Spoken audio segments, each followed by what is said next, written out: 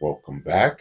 It is Bones, and in this one, let's talk a little bit about doing some custom work on our McFarlane DC Multiverse figures.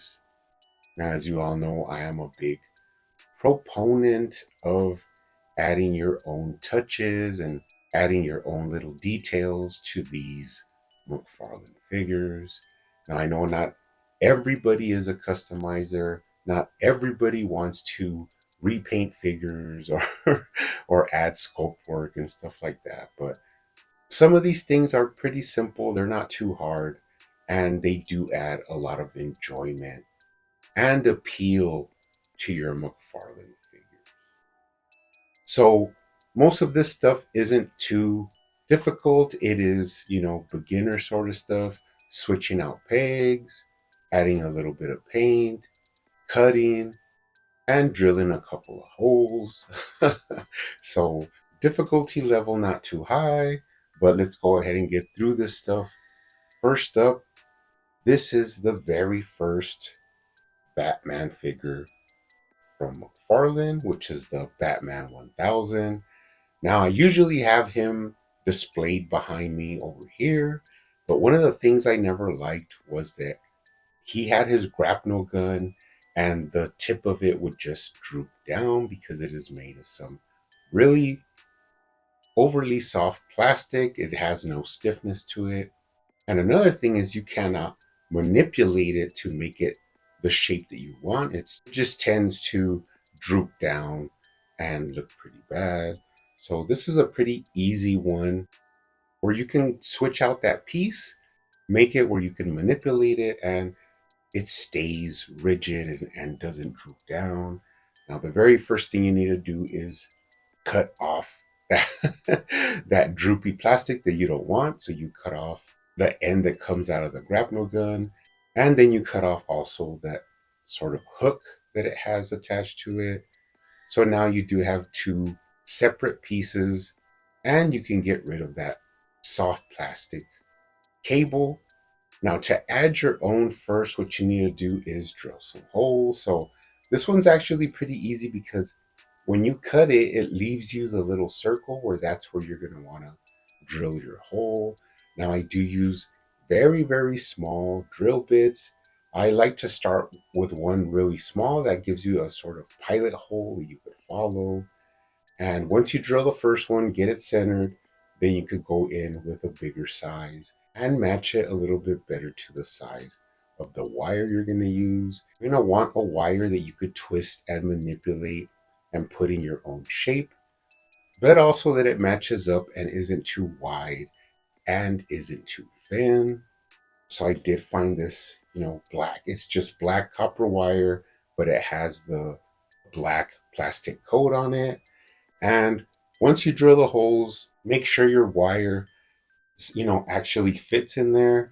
And you can easily add the wire to the grapnel gun. So I did do this also to the hook, and then you can add the hook to it.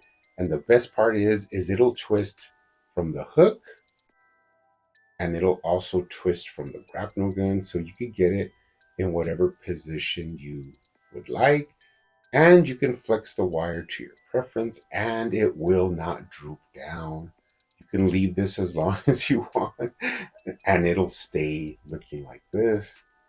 Really easy, really adds a little touch to your grapnel gun. Now you can easily remove this and you can have him just holding his grapnel gun. Now you can apply this to different things. I also have this custom Batman and I have him holding a hook with a piece of rope.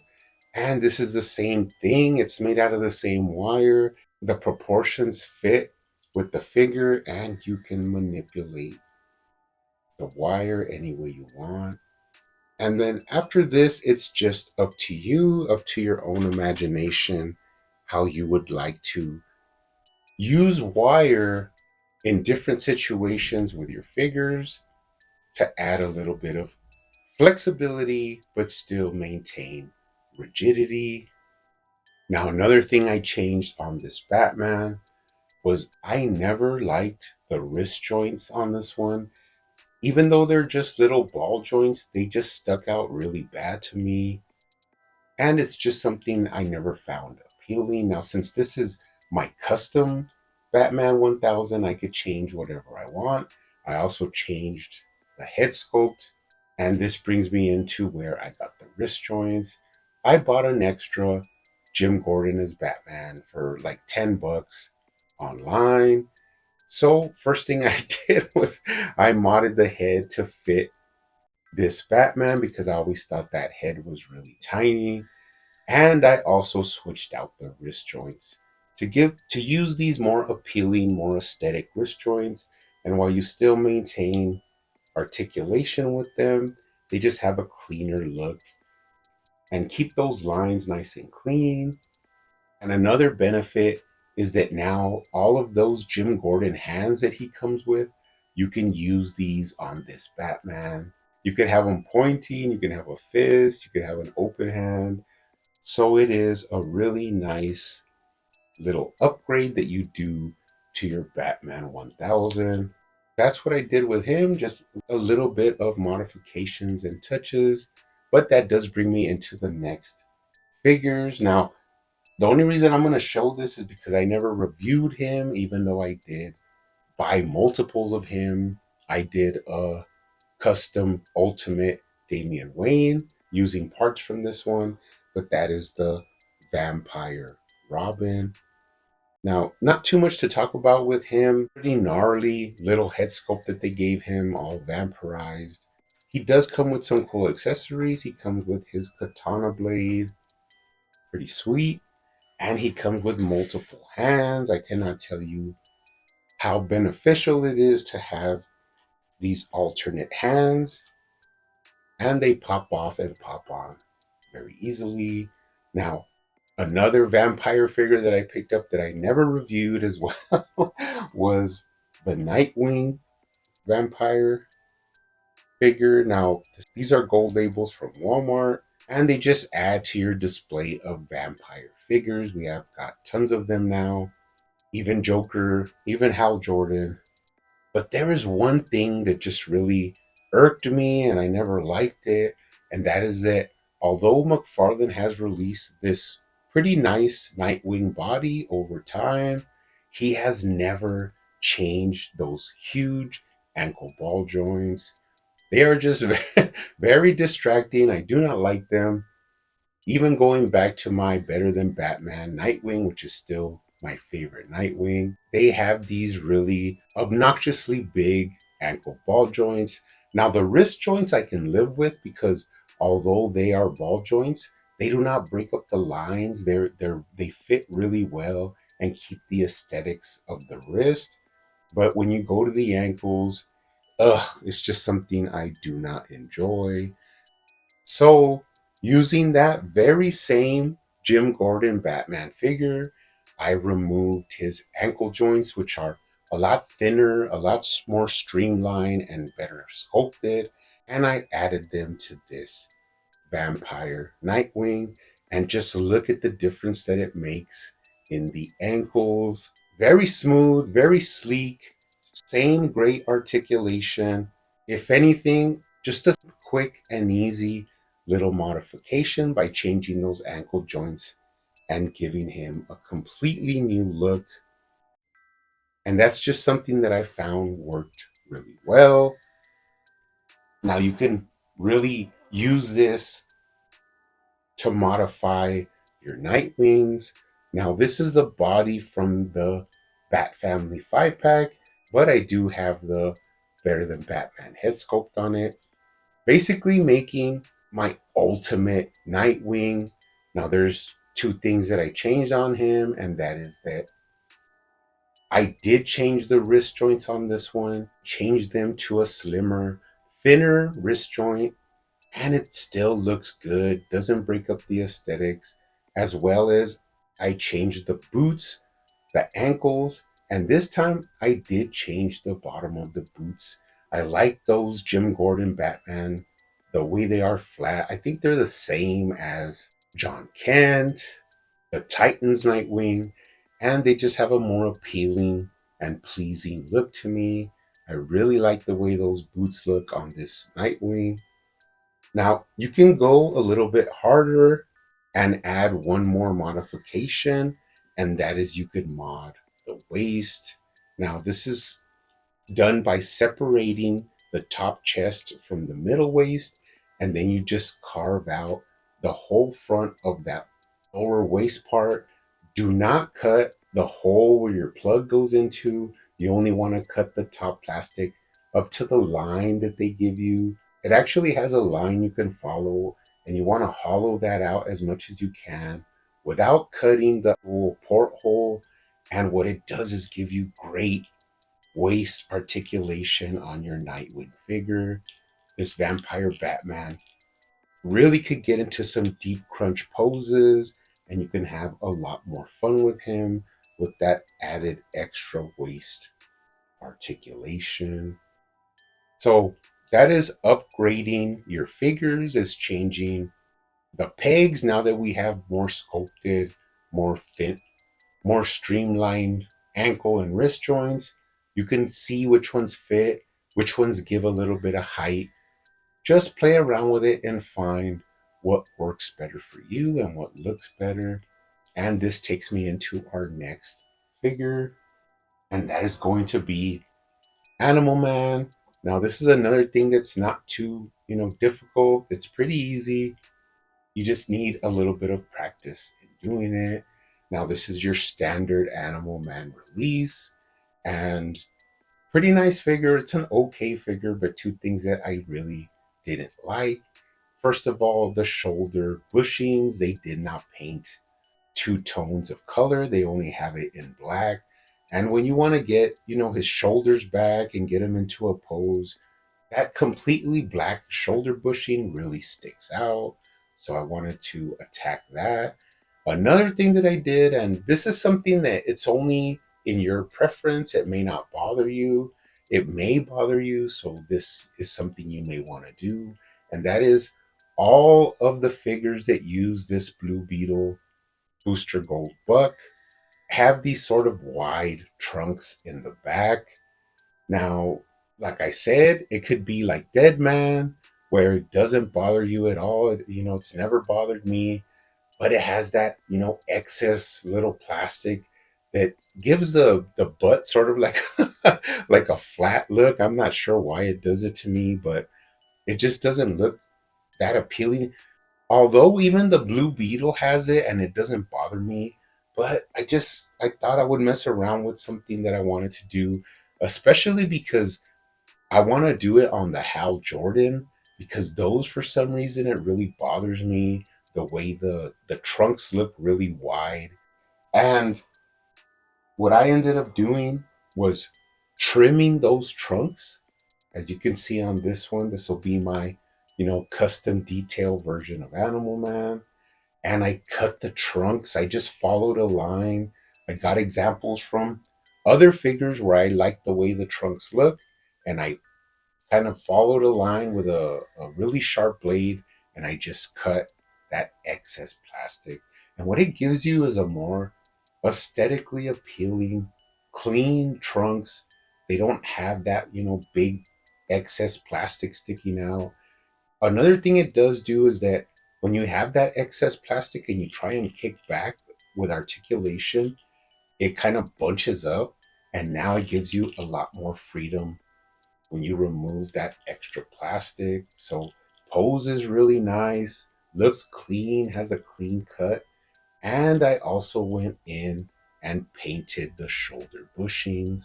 This makes it so that when you pose him, it has black on top, but underneath it has that orange color, which just looks more seamless to me and looks a lot better and is appealing to me. I mean, it may not bother people, it just may be something that you don't like, but you can always modify it and tackle it and see if you can adjust it more to the way you prefer your figures. So, those are really simple as well. You just need to learn how to match paint, how to apply the paint, seal it, so that when you manipulate it, it doesn't, scrape off the paint, any paint rub, and then of course the trunks, I cut them pretty much as an experiment because I had never cut the trunks in the back on these figures. But I do like the way it looks, so now I may move on and do it to my Silver Age Hal Jordan and see how it looks. Hopefully, it's a little modification that I enjoy. Now, finally, this is the last, little customized work I did. And I have one monitor from the very controversial Crisis on Infinite Earthwave. Now, this is just your regular monitor. Pretty nice figure. He is pretty large. He is a collect to connect figure. That is why he's taller than usual. Nice textures, nice details. But I always think, when I look at him and he just looks a little bit bland to me. I'm not sure what it is, but nothing really exciting. He's just a okay figure. Now, don't ask me how. I don't know how this happened, but I did end up getting two of these. Now, I didn't buy four doubles of each one, but I did end up buying an extra cape and head online, and it was really cheap. It was like 15 bucks. And then I knew that I would eventually get the rest of the parts. But either ways, I have an extra monitor. Now I just wanted to add my own little flair to this guy. So I went in and thought about what I could do to make him a little bit more me. And first thing, right off the top, I painted the yellow gauntlets and boots and even the shoulder harness a really bright yellow gold. So now that really pops, gives him a more regal feel, and is more akin to his alien background. Then I went in and added a little bit of silver to his tunic, which gives that a little bit of separation and pop. And then I did the eyes.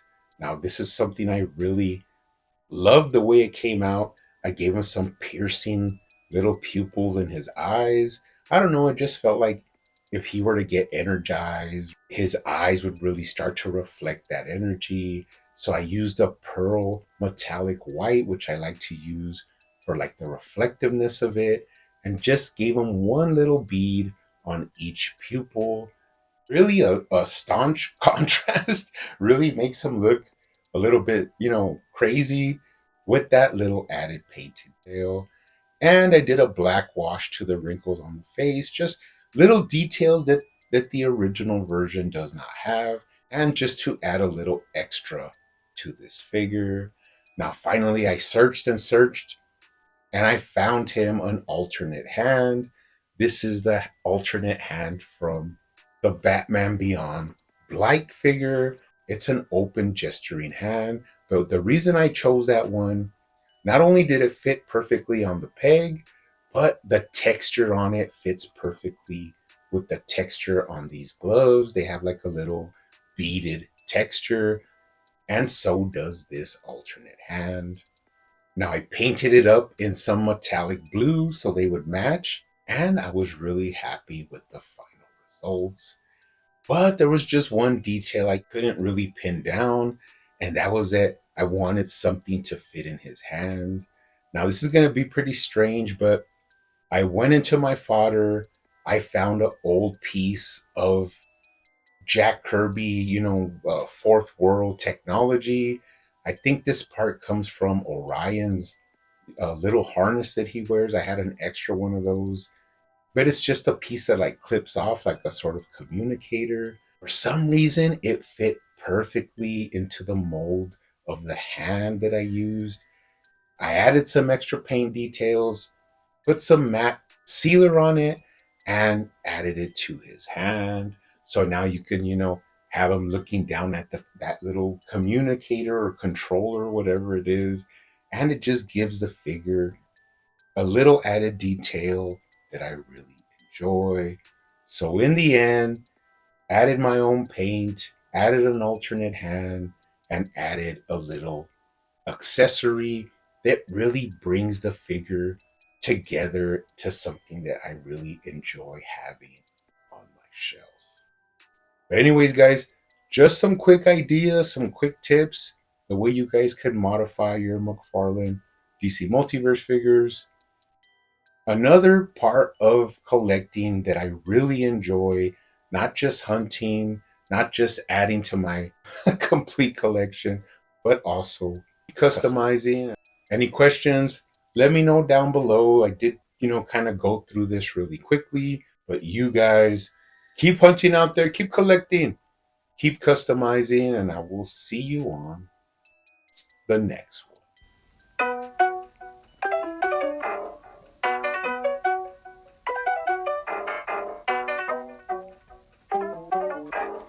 They used to call me Crazy Joe, but now they can call me Batman.